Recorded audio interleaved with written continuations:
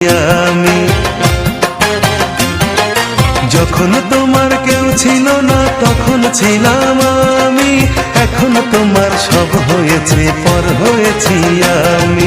মনের রাজ্যে ছিল এক এমন রাজকুমারী, তারে ভালোবেসে দিয়েছিলাম যা ছিল আমারই। আমার বুকে মাথা রেখে বলতো মনের কথা, ভাগ করিয়া নিতাম দুজন দুঃখ কষ্ট ব্যথা। আমি শুধু ছিলাম যে তার প্রেমেরই পূজারি, তার ভালোবাসা করলো আমায় পথেরই ভিখারি। তারে কত ভালোবাসি জানে না রে জগৎবাসী, জানে অন্তর্যামী।